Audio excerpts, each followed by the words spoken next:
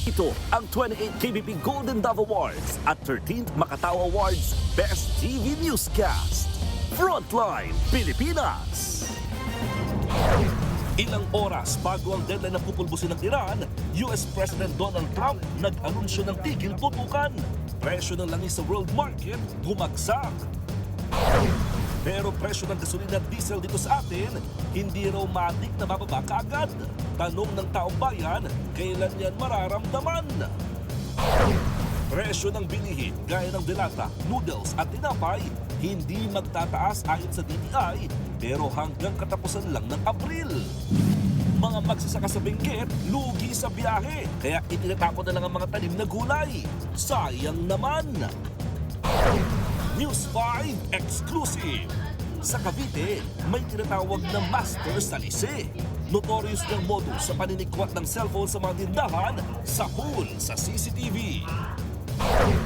Nanlalagkit na ba kayo sa sobrang init? Paano ba may iwasang magkaanghit? At alam niyo bang pwedeng may iba ka palang mas malalang sakit kapag meron kang anghit? Eto na nga, mga umatikabong eksena bago ang maaksyong pagtatapos ng Toto'y Bato sa Todo Max Primetime 5. Sisilipin natin live!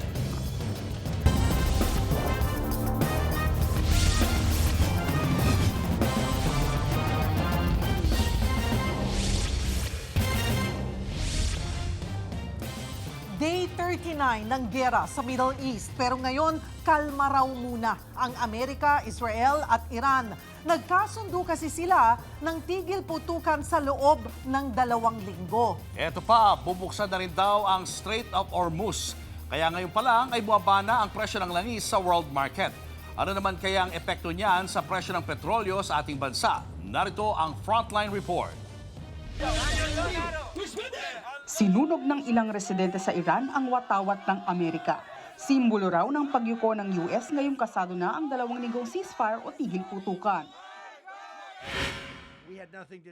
Ilang oras bago ang deadline ng ultimatum ni US President Donald Trump na pupulbusin niya ang Iran, biglang umeksena ang Prime Minister ng Pakistan. Panawagan niya, i-extend ang ultimatum. Buksan ang Strait of Hormuz, magtigil putukan na. At gumana yan. Pumayag si Trump na i-hold muna ang pag-atake. Pumayag din ang Iran na buksan ang Hormuz kung saan dumaraan ang malaking bahagi ng langis ng mundo. At higit sa lahat, pumayag din ang parehong bansa sa ceasefire for 2 weeks. Walang bombahan. Tingin pa ni Trump, tumulong ang China para kumbinsihin ang Iran. Napigilan ng mas malaking gera na posibleng kumitil sa buhay ng mga Iranian na nag-human chain pa nga sa mga tulay at planta.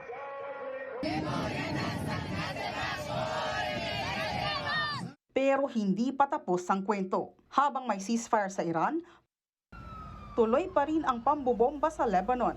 Ibig sabihin, hindi pa totally tahimik ang rehiyon. Ngayon, may 10-point peace proposal ang Iran. Halos lahat, agree na raw ang Amerika. Ifa-finalize nila yan habang may ceasefire.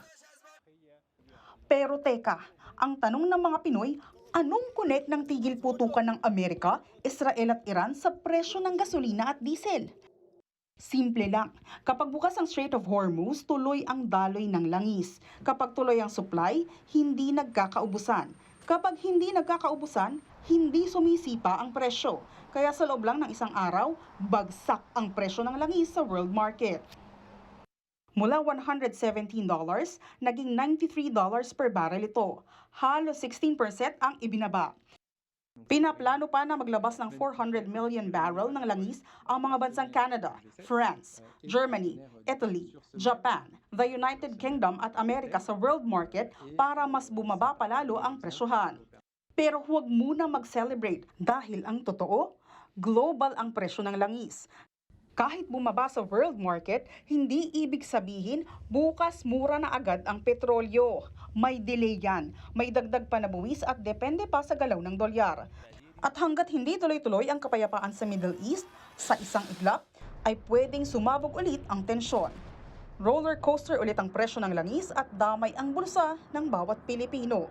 Nagbabalita mula sa Frontline, Ana Cruz, News 5. Ngayong may ceasefire ang Amerika, Israel at Iran, posible na nga bang magka-rollback sa presyo ng petrolyo?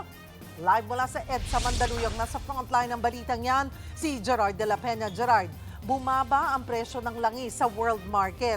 Dito kaya sa atin, kailan?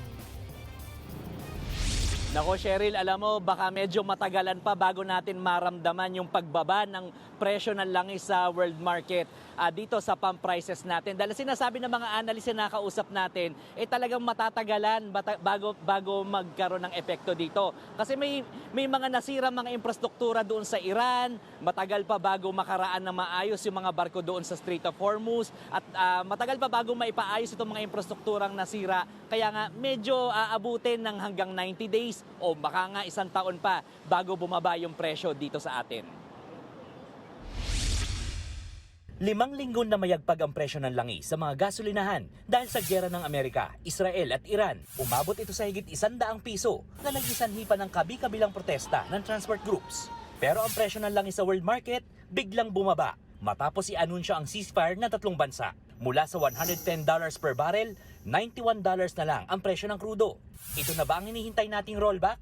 Ayon sa oil industry sources ng News 5, posibleng walang pagbabago sa presyo o di kaya magkaroon ng rollback sa susunod na linggo base sa resulta ng 2 araw na trading sa international market. Pero ayon kay Energy Secretary Sharon Garin, posibleng abutin pa ng ilang buwan bago maramdaman ang bawas presyo. Will it go down to 100? I think it will take some months because most of the infrastructure, especially LNG, has been destroyed. And I think LNG in Qatar will take 5 years to fix. And then all the other pipelines and all the other infrastructure of Middle East on oil. So although the war will stop, there has been structural change in the industry. So I think the problem will stay longer than the war itself. Ganyan din ang pananaw ni dating Energy Secretary Jose Rene Almendras, lalo't may mga natira pang supply ng mahal na langis sa mga refinery. It will take 30, 60, maybe even 90 days for the flows, the logistical flow to normalize. Manage expectations lang po, baka naisipin ng tao ng bayan na dahil dito biglang bagsakan na, hindi naman po, hindi ganun kadali yun. Yung mga tinira po ng mga refinery, logistics facilities, it will take a few months to restore that kasi hindi naman yan off the shelf na spare parts, di ba? Ayon sa isang analyst, ibang usapan pa kung mapuputol ang tigil putukan. This will not normalize within the next 6 months to a year. Pag na-breaking ceasefire, we're back to the uncertain period, no? So risk will be higher. So what will happen? So prices again will spike up.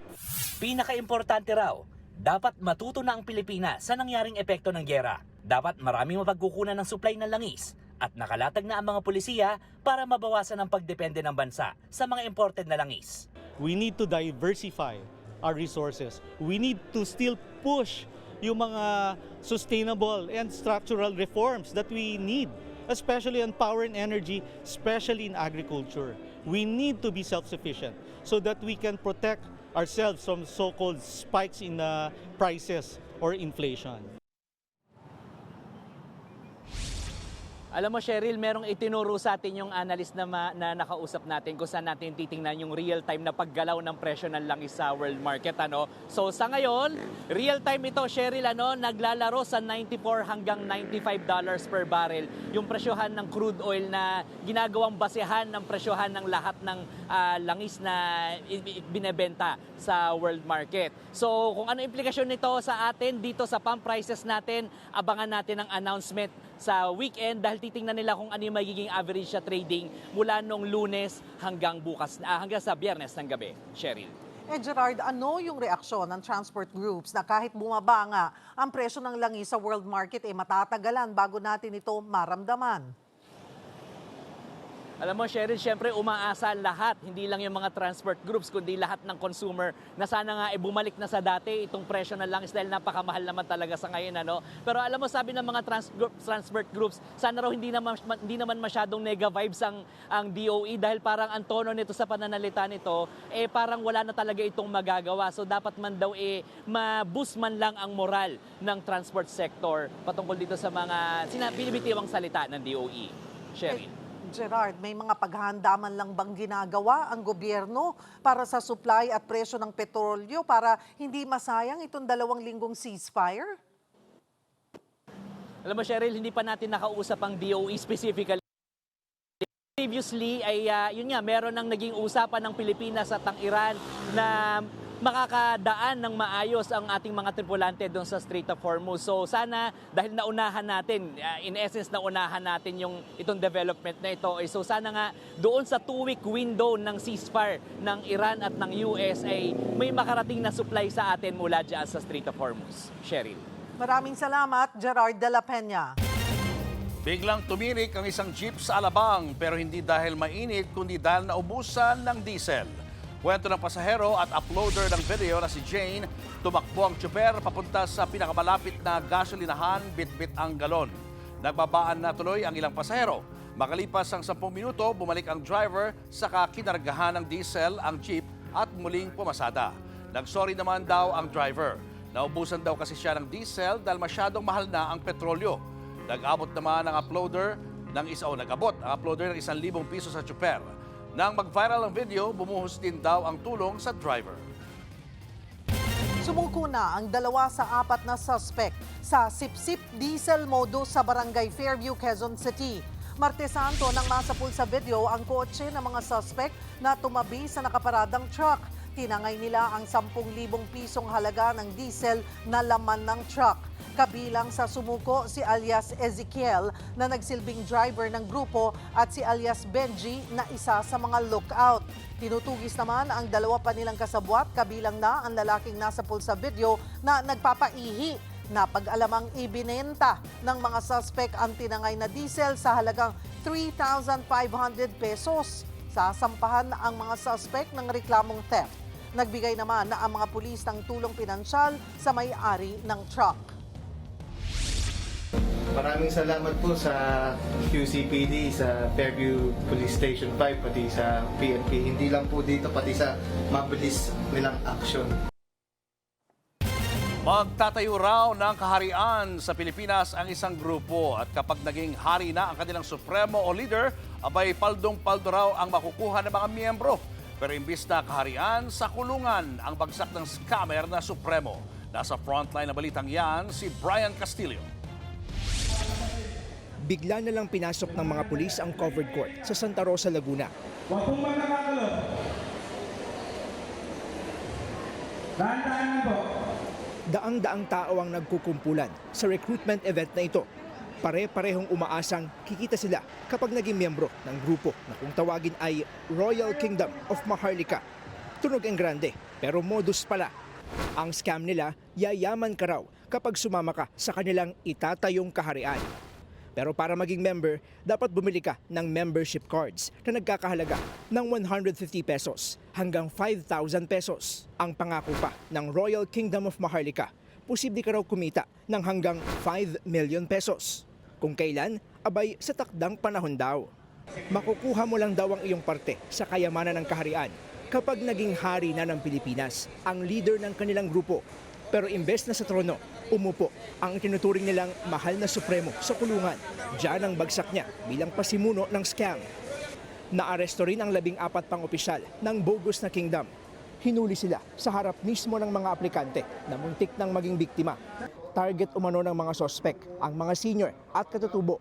At dahil online ang galawan nila, posibleng may OFW din daw na nadamay. Hindi pa namin ma-account yung dami ng pera na collection niya. But ito po ay marami ng grupo kasi Luzon, Visayas, Mindanao na. Sa ngayon, nakasuhan na ang grupo ng paglabag sa Securities Regulation Code na may kaugnayan sa Cybercrime Prevention Act. Sinusubukan pa naming kunin ang panig ng mga sospek. Nagbabalita mula sa frontline. Brian Castillo, News 5. Tuloy ang Oplan Galugad. Sa Mandaluyong City, dinampot ang mga nag-iinuman sa kalye. Ang ilang nahuli, kanya-kanyang palusot. Nasa frontline ng balitang yan, si Nina Ong Pauco. Nirondahan ng mga tauhan ng Mandaluyong City Police ang Barangay Addition Hills kagabi. Sa ikinasang Oplan Galugad, naispatan ng ilang kalalakihang ito na walang damit pang itaas. Maging ang lalaking ito na nakatambay at nagsiselfone ng walang damit pang itaas, wala ring takas. May mga nahuli ring tumatagay sa labas ng bahay kahit 10 oras na ng gabi. Matambay lang po. Pero natikitan ka? Opo.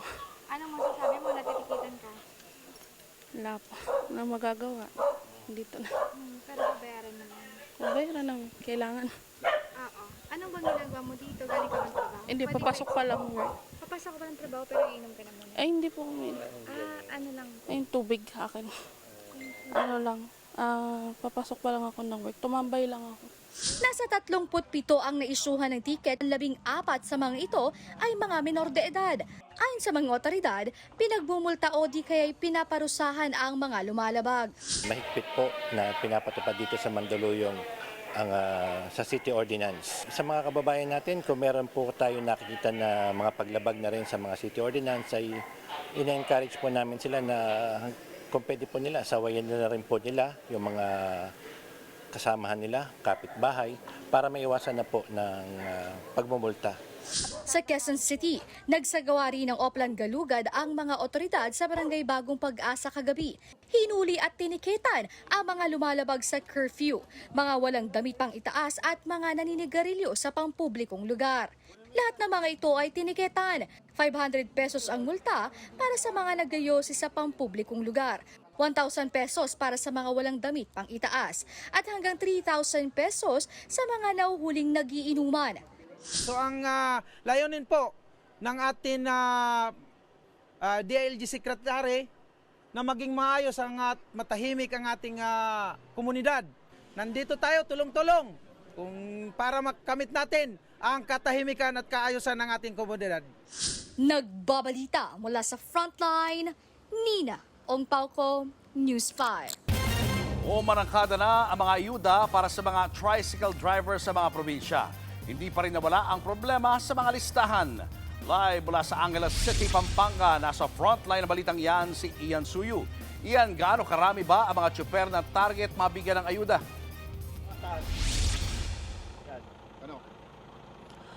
Julius, nagsimula na nga yung unang araw ng rollout ng ayuda para sa mga kapatid nating tricycle drivers sa labas ng Metro Manila. Pero nang kausapin nga natin sila kanina, ayon sa kanila, tila hindi daw sasapat yung 5,000 pisong ayuda. Lalo't hindi nito matatapatan yung pagod at stress na nararamdaman nila dahil sa tuloy-tuloy na pagtaas ng presyo ng gasolina at produktong petrolyo.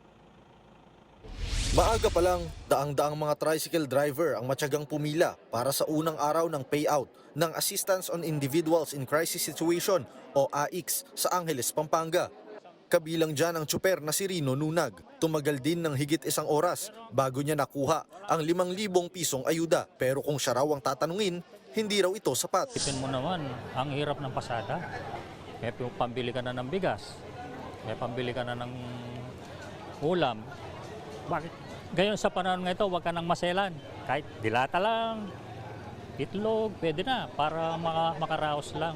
Kung may mga sumakses sa pagkuha ng cash assistance, may ilan namang sama lang ng loob ang nakuha dahil wala sila sa listahan ng mga benepisyaryo. Gaya na lang ni Ryan Espeleta na siya mismong gumawa ng listahan ng kanilang toda. Ako mismo yung gumawa sa master list. Tapos wala yung pangalan ko. Paano naman po kami? Naghintay po kami ilang oras dito. Tapos ganito yung madadaanan namin. Kami sir, inihingi lang namin yung malinaw na sagot, no, kung makakapag-payout ba kami this week or next week. At least may ina-expect kaming ayuda. Kaso wala rin silang malinaw na sagot na...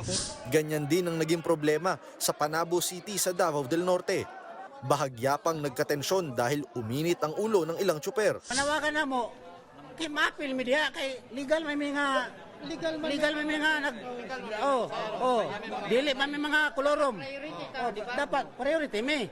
Paliwanag ng DSWD, sa LGU raw nang gagaling ang master list ng mga nakakatanggap ng ayuda.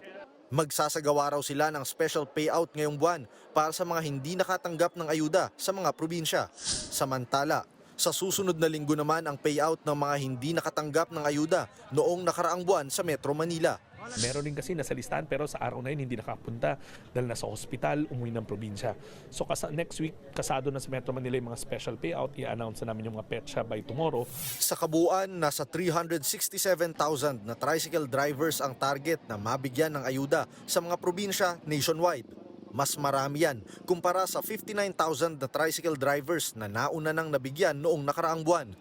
Bukod dyan, plano rin daw ng ahensya na gawing digital ang pamimigay ng ayuda sa ilang driver sa susunod na round ng AIX payout. The next round, kinakausap na namin yung mga financial service provider para we can go e-wallet or digital. Lalo-lalo na yung mga TNVS, yan yung yung mga ride-hailing na four-wheel, yung mga MC taxi, yung mga service delivery. Yung mga yan, lahat yan, meron yung e-wallet kasi yung commissions nila, nakukuha nila through e-wallets eh.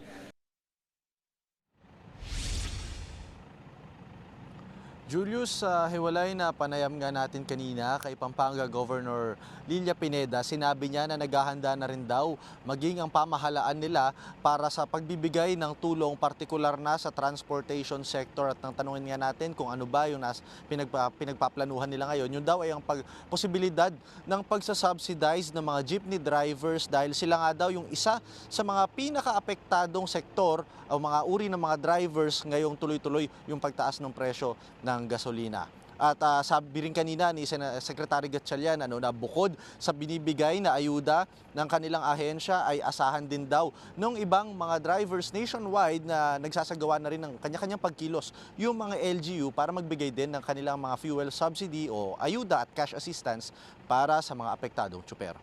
Yan muna ang latest mula dito sa Pampanga. Julius? Yan ang nga ang tanong ng ating mga kababayan. No? Bukod sa mga driver, ano mga sektor pa ang target na mabigyan ng ayuda? Kanina nga sa Senate hearing na isinagawa ni Senator Erwin Tulfo, Julius, ay kinausap niya nga yung mga miyembro ng DSWD. At ayon naman sa DSWD ay pinag-iisipan pa raw nila kung anong sektor ba yung next in line para mabigyan ng ayuda. Pero kanina, nung nakausap natin si Secretary Rex, ang una nilang sinabi is kailangan muna nilang matapos yung first round nitong pamimigay, first batch ng pamimigay ng cash assistance ngayong Abril. After nyan, saka na daw sila magro-roll out kung sino naman yung next sector para sa second batch. Ano naman ang reaksyon ng DSWD iyan sa pahayag ni Manibela Chairman Mar Balbuena na tila na pag-iiwanan na raw sa pamamahagi ng ayuda ang mga jeepney drivers? Kanina, nagbigay rin ng pahayag dyan, Julius, si Secretary Gatchalian at sinabi nga niya na wala daw naiiwan na jeepney drivers dahil nga tomorrow i-announce daw nila kung ano yung schedule at kung saan yung mga payout centers na itatalaga nila para sa mga jeepney drivers na hindi nakakuha or wala sa listahan para doon sa AIX program nila. Kaya ang hamon niya nga kay Mar Balbuena, subukan daw na sumama sa gagawin nilang pamimigay ng mga ayuda sa mga susunod na araw, particular na next week sa special payout. Julius? Abangan na lang natin yan. Maraming salamat, Ian Suyu. Nanawagan na ang grupong Manibela na dapat lahat ng tsuper makasama sa pinaplanong pangongontrata ng gobyerno sa mga public utility vehicles. Sa panayam sa programang The Big Story ng One News kay Manibela President Mar Balbuena, iginiit niya na wala pa sa kalahati ng jeepney driver sa Metro Manila ang makakasama. Isa pa raw sa inaalala nila ay baka ma-delay pa ang payout lalo't galing ito sa pamahalaan. Wala na raw pang-abono ang mga driver. Sana kung ipatutupad yung libreng sakay sa April 15 ng national government, ng DOTR at LTFRB, sana po makasama lahat at mabayaran po on time.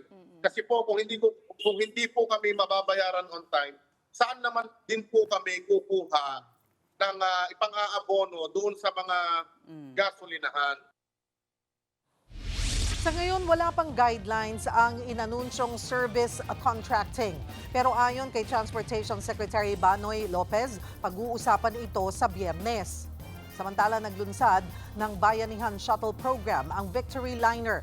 Alok nila sa mga kumpanya sagutin ang diesel at allowance ng driver at konduktor. Sila na raw ang bahala sa bus na magiging shuttle service araw-araw ng mga empleyado. Samantala, idaraan sa kwento, tapos lilituhin saka sasalisihan ang mga tindera. Ganyan po ang modus ng isang lalaki sa Cavite. At dahil notorious na, may reward money para sa sino makakatulong na mahuli ang suspect. Nasa frontline ng balitang yan si News 5 Mr. Exclusive, Gary De Leon. Masdang maigi ang lalaking yan. Una, nagmamasid-masid lang siya sa labas ng isang flower shop sa Bacoor, Cavite. Maya-maya, tinawag niya ang tindera. Nagtanong tungkol sa wedding bouquet hanggang sa makapasok sa loob ng tindahan. Ay, ikaw na lang yung gagawa? Yung venue, pinking. Hintayin ko na lang kasi nagpark na ako dyan eh. Dito, bigla niyang minadali ang tindera. Para mamaya, para... mamaya? O, gawin mo na lang. Magkano?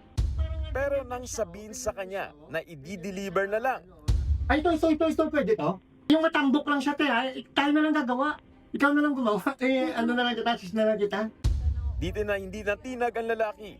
Tanong ng tanong at nagawa pa niyang magwalis. Hindi tayo na lang magawa, te. Tayo lang kita, te. Feeling close rin siya sa tindera. Sisis ka na? Hindi halata, no? Dahil mapilit si kuya, nahintay ng bulaklak na binibili niya. Binigyan na siya ng upuan. Pagtalikod ni ate, dito na nakatsyempo ang nagpapanggap na customer na mabilisang kunin ang cellphone na nasa counter. Dahil abala ang tindera, mabilis siyang sumibat. Ang modus na yan ng lalaki, nagawa na rin pala niya sa Dasmariñas branch ng parehong flower shop noong February. Parehas na parehas ang galawan. Magtatanong ng bouquet, lilituhin at tatarantahin ang tindera. Dito, tinangay ang isang cellphone at bag na may 6,000 pesos. Nung una po kasi pinalagpas namin, pero nagpa-blatter kami. Kala ko hindi siya maulit. Nagulat ako kahapon ng ganung senaryo din na maaga. Naulit po siya ulit. Siya rin po yung taong nagnakaw po sa amin. Napablatter na ang kawatan. Pinost din online ng mga CCTV para agad na mahuli ang suspect. Pero imbis na mahanap, lumutang na notorious na magnanakaw pala ito sa Cavite. Nitong nakaraang buwan, bake shop naman sa may naik ang nasalisihan. Nito Lunes, isang tindahan naman sa Tanza ang nanakawan ng suspect. Handang magsampa ng reklamo ang mga nabiktima ng kawatan. Meron na rin 10,000 pisong reward money sa kung sino man ang mapagbibigay ng impormasyon kung nasaan ang notorious na mananalisi. Nagbabalita mula sa Frontline, Gary De Leon, News 5. Natagpo ang patay sa pananaga ang isang magsasaka sa Lake Cebu sa South Cotabato. Persons of interest sa krimen ang mga nakainuman umano ng biktima. Nasa frontline ng balitang yan si Mobile Journal, Kayla Makantan. Alas 7 ng umaga kahapon, April 7, nagimbal ang ilang residente ng Barangay Tasiman, Lake Cebu nang tumambad sa kanila ang nakahandusay na lalaki. Kinalala siyang si alias Dennis, magsasaka at caretaker ng farm sa lugar kung saan siya nakita. Di kalayuan sa crime scene, ang kubo kung saan siya nanunuluyan. Sa pagsisiyasat, may mga taga si Dennis sa likod ng ulo, binti at ilang daliri. Mayroon po tayong bolo po na recover, possible na ginamit po sa crime. Bago ang karumal-dumal na pagpatay, may nakainuman-umano ang biktima. Kasi ma'am, mayroon pa may makasama po siya, yung last na po na nakita ang buhay. Yun po yung mga person of interest po natin.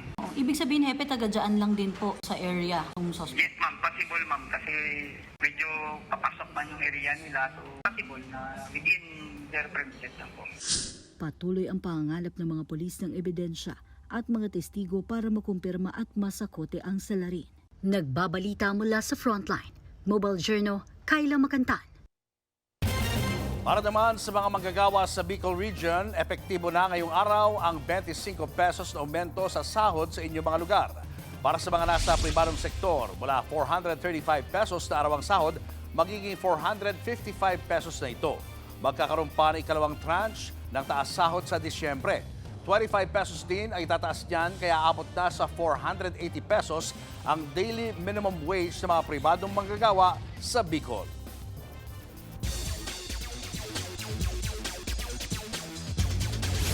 Matagumpay ang simula ng clay season ni Pinay Tennis Ace Alex Ayala matapos niyang makamit ang panalo sa unang round ng WTA Linz Open 2026. Tinalo ni Alex ang home favorite ng Austria na si Julia Grabber.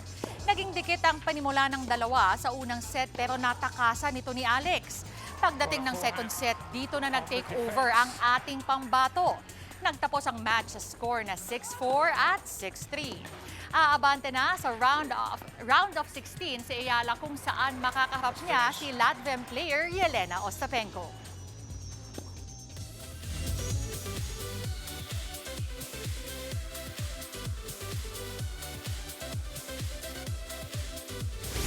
Mas pangdiinan na aksyon ang garantisadong ihahatid ng kapatid action seryeng Totoy Bato sa nalalapit nitong pagtatapos. Eto nga at may pasilip sila sa taping. At live po mula sa Tanay Rizal, nasa frontline ng balitang yan, si MJ Marfori. MJ?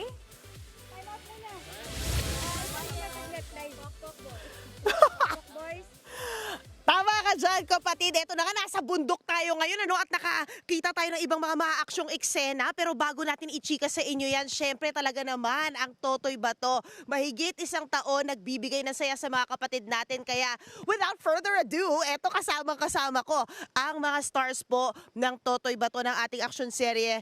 Miss Claudine Barreto, of course, Miss Yula, Diego, and Kiko himself. Guys, congratulations sa legacy na iniiwan nyo kay Miss Ruby.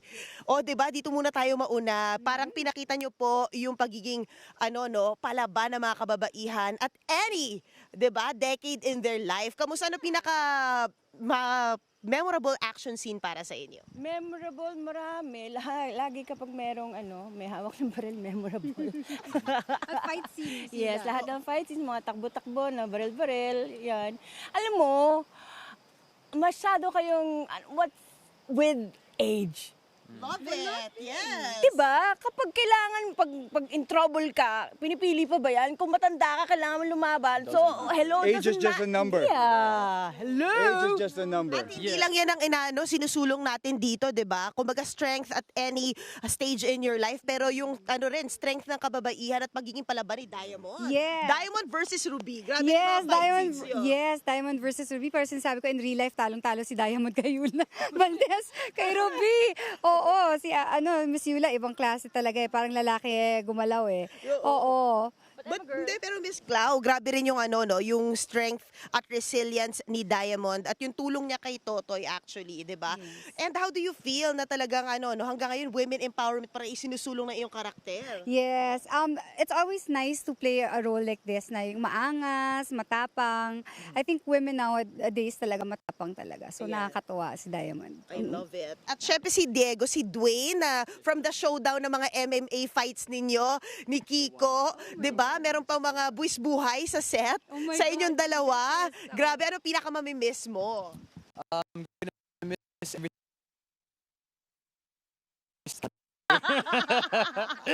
Yung tipo nakatapat na yung baril sa isa't isa pero hindi pa rin Totoy. Hindi pa rin ito.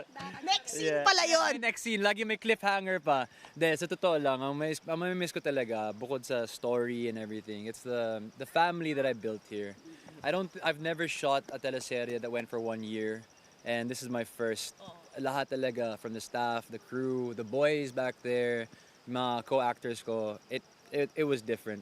Being with these people every day, kahit medyo nakakasawa na yung mga mukha nila. Joke lang. Kontrabida. Hindi. Magaling na actor, method. Iba. May miss ko talaga sila. Last night, I was actually going through thoughts na parang, I won't get it. Wag! He's just emotional. Emotional lang. Okay, sasaluhin na raw ni Kiko ito. Emotional lang yung kaibigan ko. That's it. Yeah, yun lang. I don't know. Nadadala siya ng emosyon niya kasi grabe. I don't know when I'm gonna have a family like this again. Yung ganun, diba? You'll never know kasi 'di ba, yung legacy ni Totoy Bato, Kiko, pag-usapan natin, carrying the title of Totoy Bato for more than a year, what legacy do you want to leave our kapatids? Kabutihan. Na pagmamahal ang kailangan umiral, hindi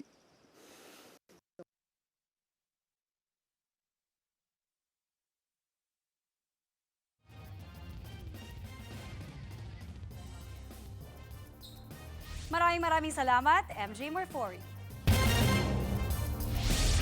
Susunod, lalaking empleyado nalunod sa man-made na lawa sa golf course. Ng lahat ng yan sa pagbabalik ng Frontline Pilipinas.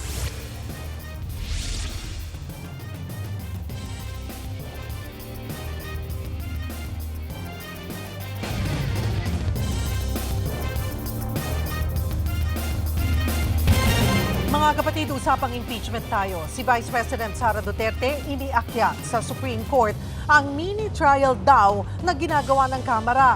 At banat dyan ng isang congressman, ang VP nagipit sa SC kumakapit. Sabi naman ng isa pa, ang ibig sabihin ng SC ay Supreme Court at hindi Sara's Court. Alamin ang buong detalye sa pagbabalik ng Frontline Pilipinas. Diyan lang kayo, mga kapatid. Mga kapatid, Julius Babaw po, nasa Middle East o saan mang dako ka ng mundo, manatiling may alam at may pakialam sa mga mainit na balita dito sa ating bansa. Simulan po natin ang bawat araw sa tuloy-tuloy na balitaan sa Frontline. Mag-follow at mag-subscribe sa social media pages ng News 5. Inalugad ng mga rescuer ang lawa sa isang golf course sa Cebu City. Ang kanilang hinanap, isang empleyadong nahulog. Naasa frontlining balita si John Aroa ng News 5 Visayas. Gamit ang mga pump boat, sinuyod ng mga rescuer ang lawang ito sa isang kilalang golf course sa Cebu City kagabi. Pakay nilang hanapin ang empleyadong nahulog sa lawa. Ayon sa Bureau of Fire Protection, pahirapan ang pagsuyod sa 10 talampakang lalim na lawa dahil bukod sa kulay berdeng tubig, maputik din ang ilalim nito.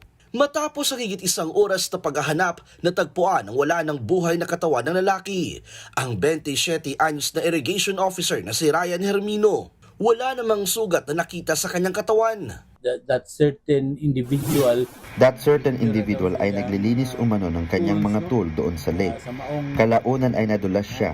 Hindi siya marunong lumangoy, kaya nalunod siya sa tubig. Pero patuloy pa rin ang investigasyon ng mga pulis para matiyak na walang foul play sa nangyari. Sinubukan namin kunan ng panig ang pamunuan ng golf course, pero wala pa raw handang humarap sa amin.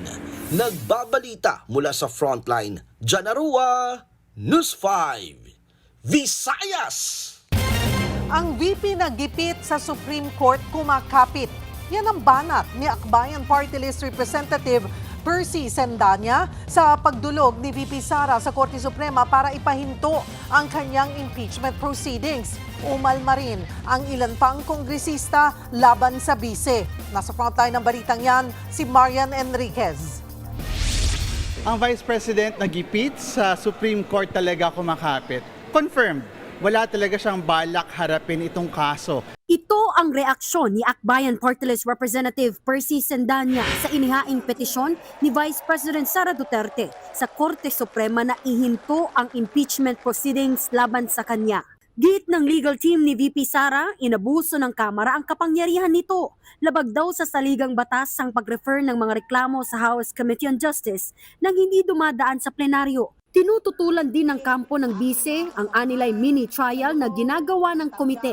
Pero ayon kay Sendanya, malinaw na umiiwas lang ang bise. Ang desperado na sila, natatakot na lumabas ang ebidensya, natatakot na lumabas ang katotohanan. Kasi alam ni VP Sara, paglabas ng ebidensya, wala na siyang takas. Para kay Bicol Saro Party List Representative Terry Ridon, nililin lang ng kampo ng bise ang SC at ang publiko. Mali raw ang interpretasyon ng kampo ng bise sa konstitusyon. Wala raw mali sa ginagawang proseso ng pagdinig ng impeachment complaints ng House Committee on Justice. Nangyari raw ang referral ng plenaryo sa komite noong February 23. Wala rin daw paglabag sa one-year bar rule. Hindi raw patitinag ang komite sa inihaing petisyon ni VP Sara sa SC. Welta naman ni ML Party List Representative Leila De Lima, baka raw akala ni VP Sara ang SC ay Sara's Court na pwede niyang takbuhan para takasan ang pananagutan. May event si VP Sara kanina sa Davao City pero hindi na siya nagpa-unlock ng panayam. Dati nang sinabi ng kanyang kampo na hindi umiiwas ang bise sa impeachment proceedings. Sa ngayon, pinakokomento na ng Korte Suprema ang mga respondent sa petisyon, kabilang sina House Speaker Bogie D, Batangas Representative Jervy Luistro, Senate President Tito Soto at mga naghain ng impeachment complaints. Nagbabalita mula sa Frontline, Marian Enriquez. News 5. Mismong si Pangulong Bongbong Marcos na nagsabi na walang problema sa kanyang kalusugan matapos punahin ng ilang netizens ang kanyang pagpayat. Ayon sa Pangulo, huwag seryosohin ang mga nakikita lang basta-basta sa social media. Katunayan, 3 buwan na raw siyang nakabalik sa kanyang routine. Bagamat wala raw restriction o pagbabawal sa kanyang diet, nag-iingat pa rin daw siya dahil ayaw na niyang tumaba. Una nang sinabi ni Palace Press Officer Claire Castro sa programang Long Conversation ng One News na hindi na palakain ng Pangulo mula nang ma-diagnose ng diverticulitis o yung impeksyon at pamamaga sa bahagi ng bituka. I'm struggling kasi ayoko tumaba ulit. Nawala na yung taba ko, baka babalik. So that's what I'm taking care of. But I want to magpapasalamat naman ako sa mga nag-aalala sa akin. I've been back to my regular routine for the last 3 months, doing my usual, watching my health, making sure that I'm always ready to do the work.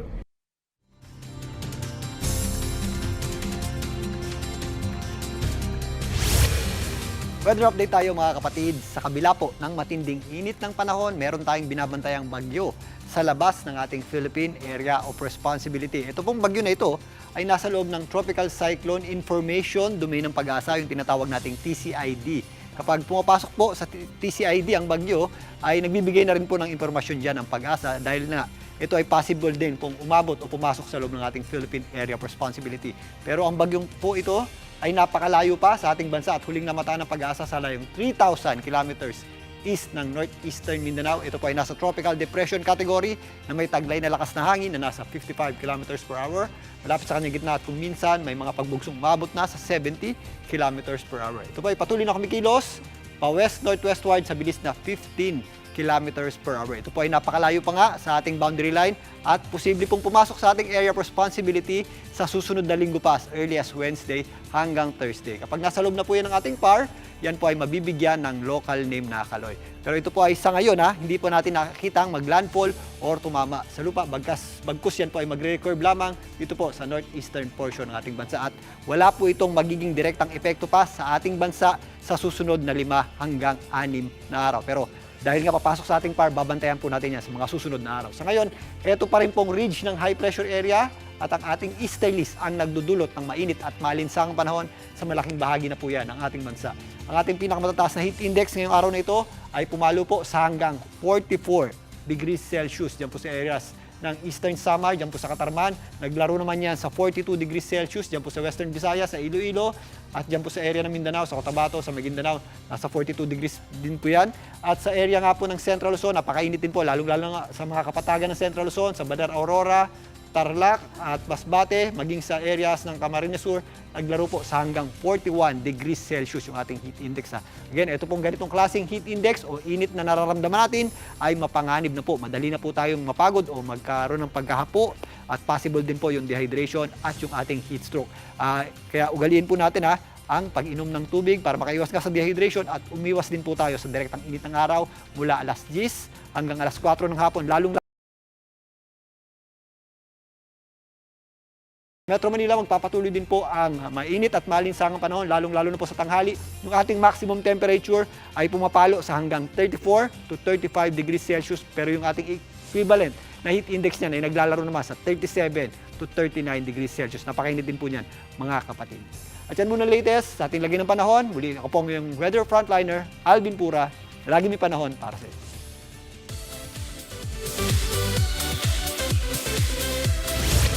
Walang kamalay-malay ang aktres na si Cyril Manabat na viral na pala siya dahil sa post ng isang TNVS driver na kasama siya.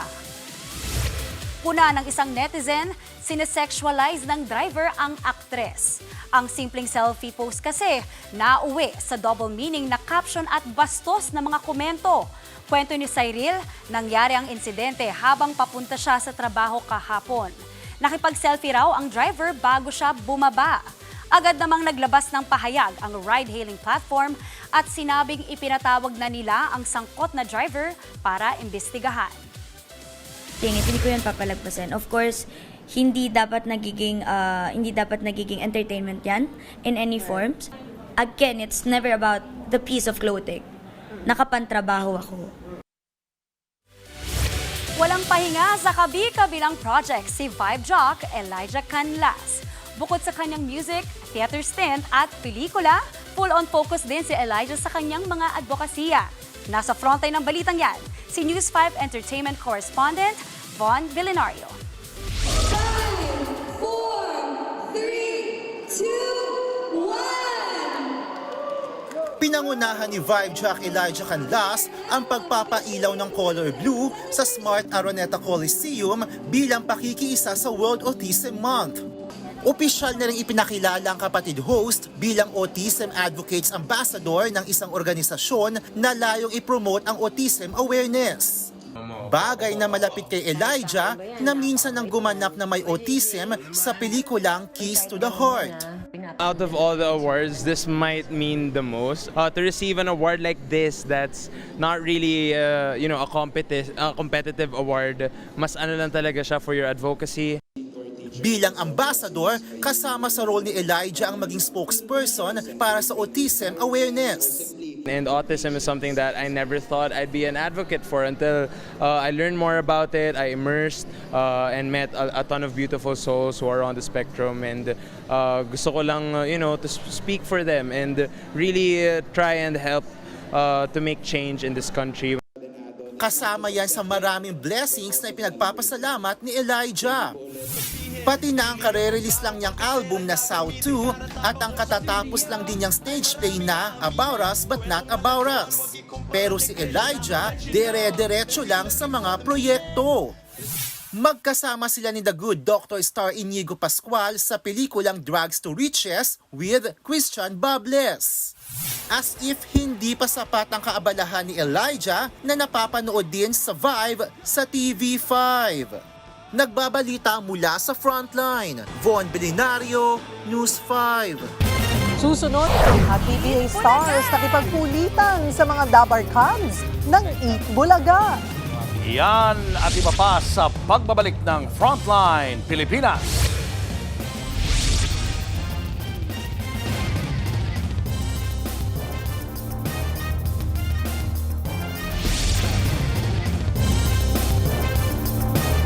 Mga kapatid, Julius Babaw po.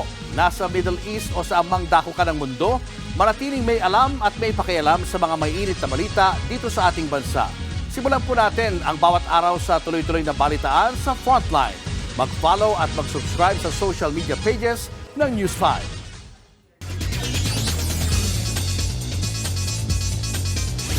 Nakipagkulitan si Barangay Ginebra star RJ Abariento sa Dabar Cubs sa Eat Bulaga.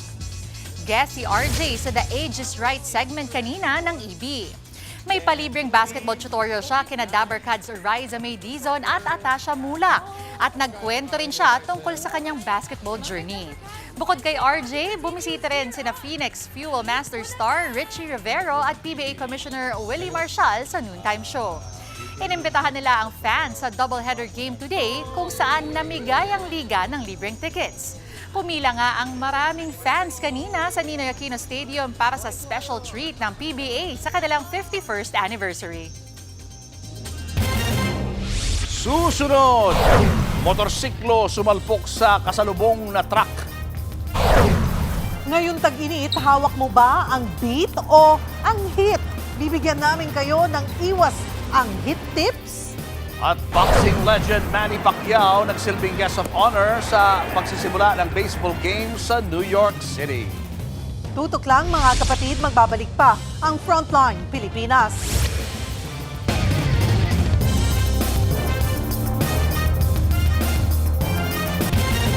Mga kapatid, apakainit, konting galaw lang, tagaktak agad ang pawis. Ang lagkit sa feeling yan at nakaka-conscious pa dahil baka mangamoy ang heat.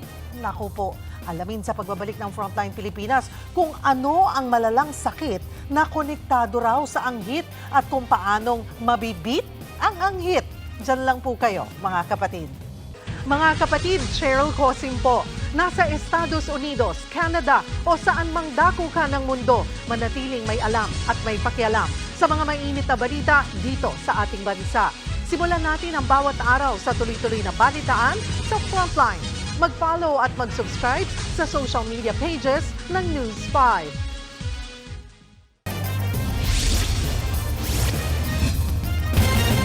Dead on arrival sa ospital ang isang rider matapos sumalpok sa kasalubong niyang truck sa Negros Occidental. Sa kuha ng dashcam video, bahagya pang umiwas ang truck sa motorsiklo pero bumangga pa rin ito. Base sa investigasyon, mabilis ang takbo ng rider. Bago ito, muntik na rin bumangga ang motorsiklo sa isa pang sasakyan sa palikong bahagi ng kalsada. Nakaiwas ang rider pero nawalan din siya ng kontrol sa motorsiklo kaya napunta sa lane ng paparating na truck. Ayon sa mga kakilala, nakainom ang biktima na galing umano sa beach. Nasa kustudiya na ng mga pulis ang driver ng truck. Patuloy pa rin ang investigasyon sa aksidente. Tumaob ang isang sasakyan sa isang palayan sa bayan ng Hilongos sa Leyte. Bigla umanong pumutok ang unahang gulong ng sasakyan. Dahilan para mawala ng control ang driver at dumiretso sa palayan. Nagtamo ng galos ang magka-live-in sakay nito. Ayon sa mga pulis, posibleng dahil sa sobrang init ng panahon kaya pumutok ang gulong. Sa Hagonoy, Bulacan naman, pinagtulungang iahon ng mga residente ang isang tricycle na nahulog sa ilog. Sa investigasyon, iniwasan daw ng tricycle ang kasalubong nitong sasakyan. Pero nang dumaan ito sa hump, nawalan umano ng control ang driver kaya tumagilid ang trike at dumiretso sa ilog. Nagtamo ng minor injuries ang mag-asawang sakay nito.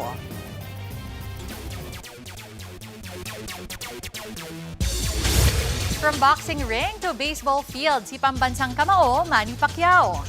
Siya ang naghagis ng first pitch ng New York Yankees sa Yankee Stadium ng Major League Baseball sa New York City. Tila naging lucky charm ang Pinoy boxing legend dahil nagwagi ang New York Yankees kontra sa Oakland Athletics. Honored naman daw si Manny na mapabilang sa mga sports legends na nakapag-first pitch na sa stadium. Pinuri niya rin ang spirit ng sports fans sa New York. At yan muna ang latest sa Frontline ng Sports. Ako po si Denise Tan. Susunod ang diskarte ng ating mga kapatid para iwas ang hit ngayong tag-init. Tutok lang mga kapatid, magbabalik pa ang Frontline Pilipinas.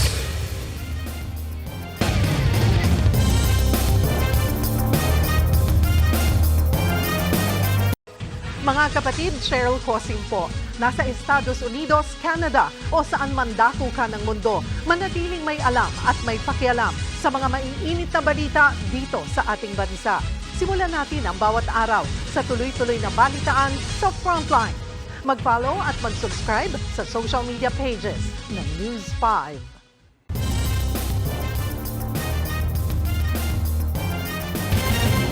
Mga kapatid, eto Kili-kili.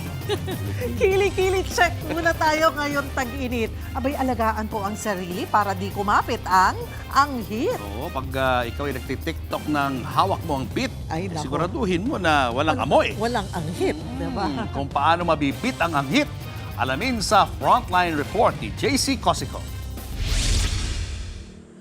Ngayong sobrang init, talagang di maiiwasang pagpawisan at manlagkit. Literal, hawak mo ang hit. Sa amoy mo, may mga nababad trip. Kaya ang ilan nating kapatid, kanya-kanyang diskarte para iwas body odor o ang hit. Ang motor taxi driver na si Jessie, naliligo raw muna bago mamasada. Kasi nakakaamoy din po ako ng ganun ang sakit sa ilong. Pag nakaamoy ko ng ganun, kung ano-ano pumapasok sa isip na pwede mong ibato doon sa tao Kaya ayoko naman ganun yung maisip nila, pabalik sa akin, di ba? Ang diskarte naman ng mga tsuper na si Emerson at Enzo, naglalagay din daw sila ng deodorant. Para di rin nakakaya sa pasahero. Bakit? Para dito amoy anghit, bakit yung ganun, di ba? Marireklamo tayo ng pasahero nun. Hindi na sasakay sa iyo yun. Sa ibang jeep na lang. Kasi? Mabantot Meron kang putok Maraming dahilan kung bakit nagkakaroon ng anghit o mabahong amoy sa katawan ng isang tao. Ipinaliwanag yan sa atin ni Doc Dex. Una, kapag sobra kang pawisin at hindi ka malinis sa iyong katawan. Actually, wala naman talagang amoy ang pawis. So nagkakaroon lamang ng amoy kapag yung pawis ay nakakaluan ng bakterya na naninirahan sa balat natin. Kasi ang nangyayari, nagkakaroon ng waste product kapag nagsamo itong dalawang ito. Pati ang diet o yung mga kinakain at iniinom natin pwede rin makaapekto sa amoy ng ating katawan. Gaya ng sobrang pagkain na maaanghang, pati yung mga rich in sulfur tulad ng bawang at sibuyas. Kapag kasi kumakain tayo ng mga pagkaing mayroong sulfur, yun yung naaamoy natin kasi hindi agad siya natutunaw ng liver. So sa halip, sumasama siya sa daluyan ng dugo. And then, kapag nasa dugo na sila, pwede silang lumabas yung excess sa pwedeng hininga, pwedeng sa pores. Pero ang pagkakaroon ng body odor, posibleng senyales din daw ng iba pang sakit gaya ng hyperthyroidism at sakit sa bato at atay.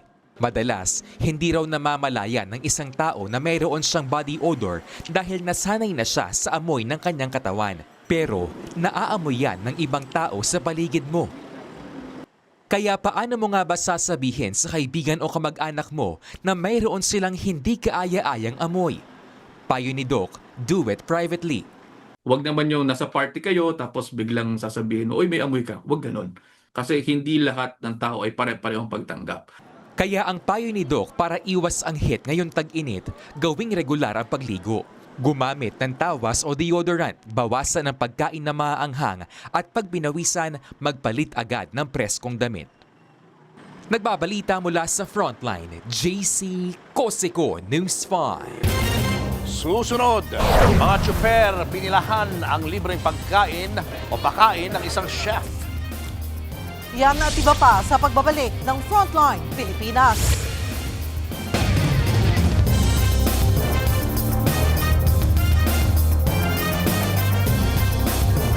Mga kapatid, Julius Babaw po, nasa Middle East o saan mang dako ka ng mundo, manatiling may alam at may pakialam sa mga mainit na balita dito sa ating bansa. Simulan po natin ang bawat araw sa tuloy-tuloy na balitaan sa Frontline. Mag-follow at mag-subscribe sa social media pages ng News 5.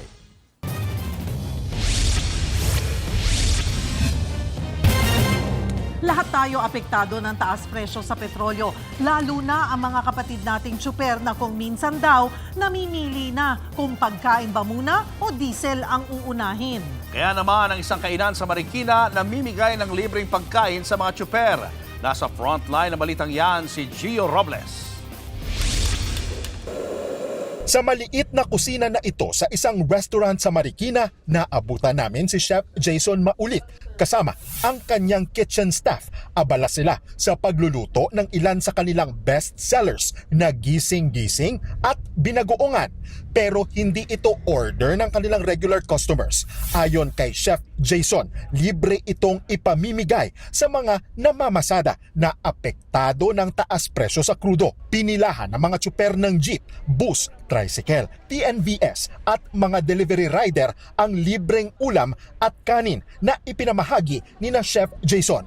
Kwento niya, noong COVID-19 pandemic pa, nagsimula ang kanilang inisyatiba. Inspirasyon daw ni Chef Jason ang kanyang mga lola na nasawi sa COVID.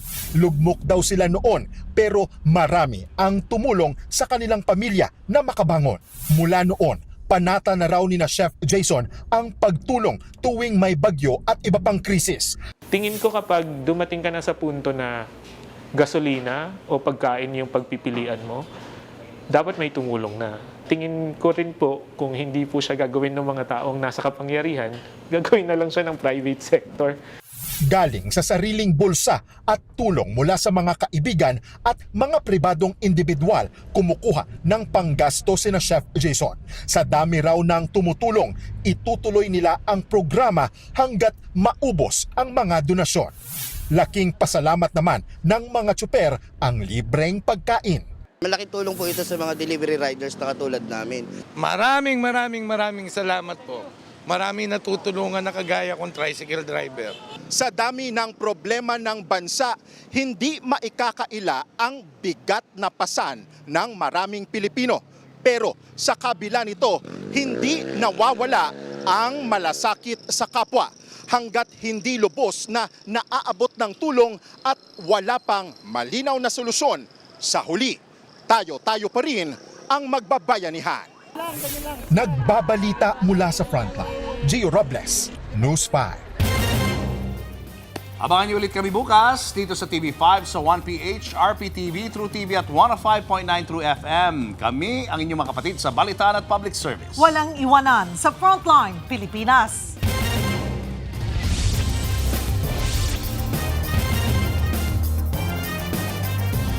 Mga kapatid, Cheryl Cosim po. Nasa Estados Unidos, Canada o saan mang dako ka ng mundo, manatiling may alam at may pakialam sa mga mainit na balita dito sa ating bansa. Simulan natin ang bawat araw sa tuloy-tuloy na balitaan sa Frontline. Mag-follow at mag-subscribe sa social media pages ng News 5.